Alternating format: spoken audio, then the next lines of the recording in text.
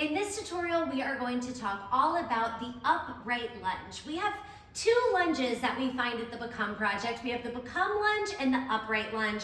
To be completely honest, I have no idea why I named it the upright lunge because you're not necessarily doing it completely upright, but we are going to talk about some of that form today and make sure that it works for you and your body, so let's get started.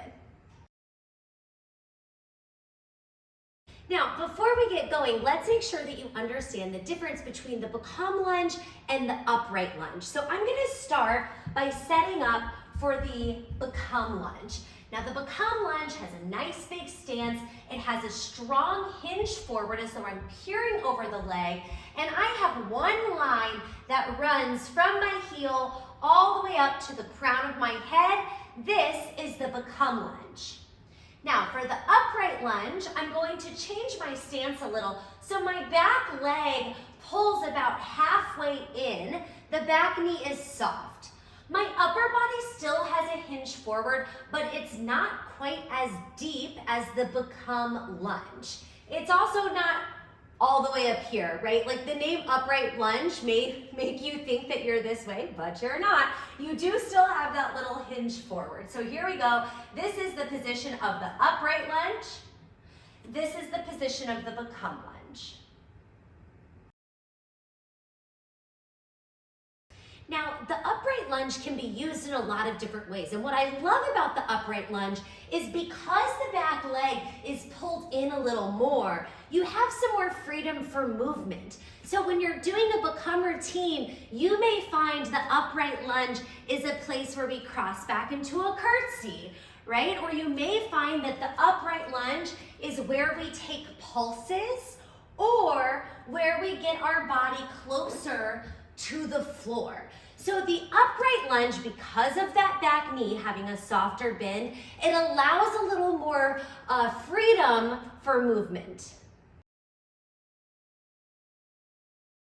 Because you do have more freedom for movement, you're going to have to be more mindful of the knee in the upright lunge. Now, we always have to be mindful of our knee when we're doing lunges, but specifically on the upright lunge. So I want to show you two examples here. The first one is, I'm going to start in the be.come lunge, right? My back leg is straight. It would be really easy to pull my back knee in and to also let my front knee cross forward. Did you see that? Look, here's my be.come lunge. I'm going to pull my back knee in. I imagine a lot of people will want to let their knee shoot forward. Now, when I do this, the sensation of the lunge moves immediately right up here into the top of my leg in the quad. So the first thing I want to say is when you're doing an upright lunge, if you start to feel a lot of heat up here in the quad, the top of the leg, it is almost always a sure sign that your knee is pressing forward a little further than it should. So instead of being here, we want to slide our hips back some and make our upright lunge here. This is where you're going to end up feeling it back in the glute and the underside of the butt. Do you want to see that one more time? Here I'm letting my knee shift forward.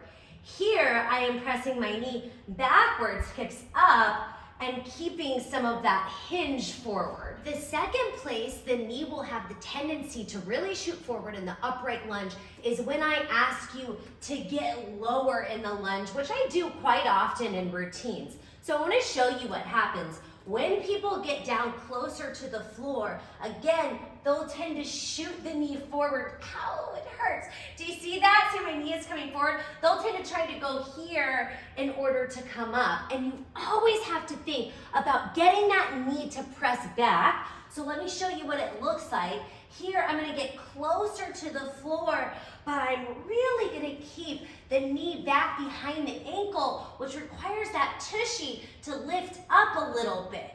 So let me show you again. Here I am, letting my knee cross forward to get lower. Ouch.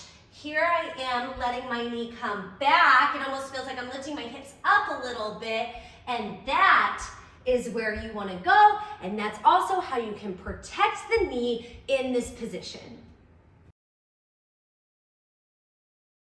Okay, when we talk about the become lunge, I often talk about the fact that your back leg is light and that you should do a little test to make sure you could kind of lift that back foot off the floor, right? Now, the same thing actually applies to the upright lunge. In the upright lunge, you are still completely weighted on the front leg and the back leg actually is light. So if the back foot is not light, it is probably a sign that you are bringing your weight to the center. Your chest is probably a little bit too high. At this moment, I'm holding even weight in both my front leg and my back leg, which in some exercises can actually work. Like, this isn't necessarily a harmful position. It's just not the position that I'm asking you to do when we hit an upright lunge. When I'm here, my chest up, my body weight centered, I'm gonna feel a lot happening in this back leg. I'm gonna feel quad, and some of you will even feel your knee. So what you wanna do is you wanna keep the hinge forward, keep the weight loaded in the front leg, so the back leg is nice and light. And the final form consideration for the upright lunge is the alignment of the hips, which is actually something that can apply to many, many exercises that we do, but I want to show you what this looks like in the upright lunge. So here I am, I'm loaded in my front leg, nice and light, I still have my hinge forward. I'm gonna take my fingers and I'm gonna place them on either one of my hip bones. Now, when we do an upright lunge, we want to keep our hip bones as even as possible. And do you know what they're going to want to do? This opposite one that has the leg back, it's going to want to drop.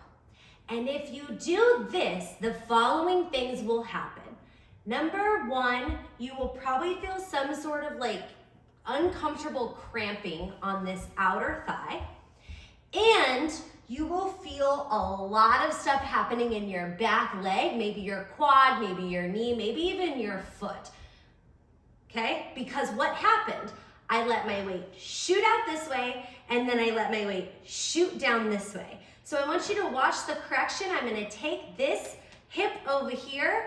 I'm gonna use my oblique to lift it up to even me out. That squares me back off. It centers my weight once again, and this is where we wanna be for our upright lunge.